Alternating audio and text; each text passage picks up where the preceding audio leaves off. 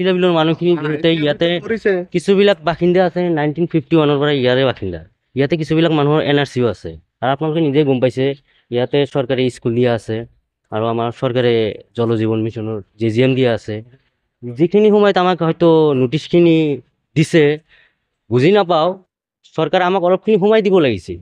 যিহেতু দুখীয়া মানুহ ইয়াত দিন হাজিৰা কৰি খোৱা মানুহ, এনেকুৱা সময়ত নোটিছ দিছে না মানুহখিনি বস্তুখিনি ওলাব পাৰিছে না ল'ৰা ছোৱালী কিবা বস্তু কাপোৰ চাপোৰ লৈ ওলাব পাৰিছে।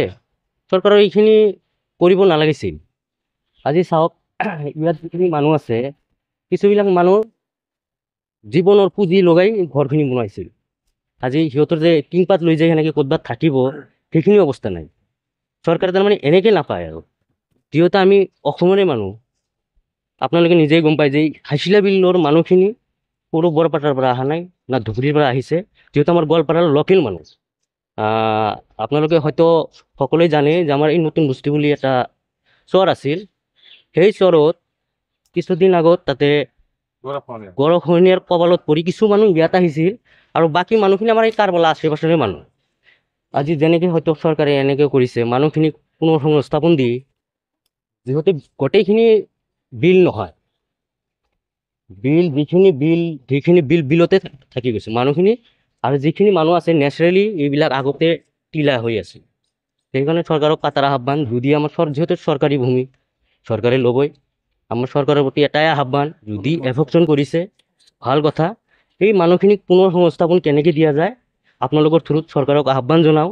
মানুহখিনিক অতি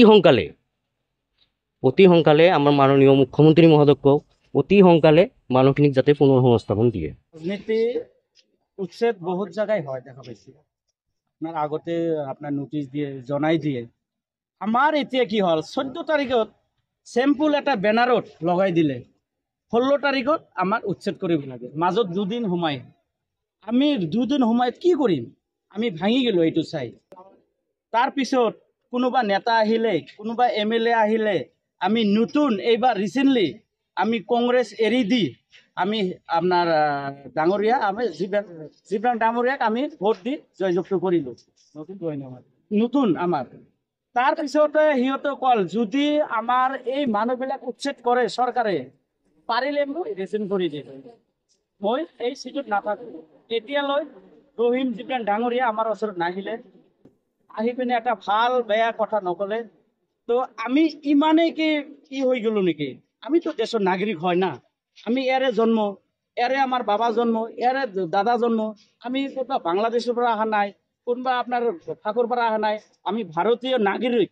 আমি এতে সৰুৰ পৰা ডাঙৰ হলো, কিন্তু সৰকাৰে যেনেকা আমাক উচ্ছেদ কৰি আছে আজি, আসলতে উচ্ছেদটো এনেকা মই কেতিয়াও দেখা নাই। আজি মোৰ 35 বছৰ হৈ গ'ল। আপোনালোকক যেহেতু নোটিশ দিছিল, আপোনালোকে আইনৰ আশ্ৰয় লৈছিল নেকি? আইনৰ আশ্ৰয় কেনেকৈ ল'ম দাদা? আইনৰ আশ্ৰয় ল'ব গ'লে আমাৰ এতিয়া কোনো আপোনাৰ ডাঙৰ ডাঙৰ মানুহ আছে, আহিব লাগিছিল। আমি ক'ত যাম? আমি ইমান দূৰ 2 দিনত আমি ক'ত আইনত যাম? আইনত যাওয়াৰ আমাৰ ৰাস্তাটো নাই, আমাক সোমাই দিয়া নাই। আমি বহুত ৰিকোয়েস্ট কৰিছো, আমি আপোনালোকৰ জৰিয়তে আমি কৈছো যে আমাক সোমাই দিয়ক। সরকারের মাটি লৈ আছে, ক'ব লগা নাই, লৈ যাওক, কিন্তু আমাক থাকিবলৈ আমাৰ কিবা জাগা দিব লাগিছিল। কাৰণ আমি সৰকাৰেৰ আমি ইয়াৰে মানুহ, আমি দেশেৰ নাগৰিক, ভাৰতেৰ নাগৰিক, আমাক জাগা দিও। তাৰপিছত সৰকাৰেৰ লগত ভাঙাৰ কাৰণে আমি নিজে সহায় কৰি ললো।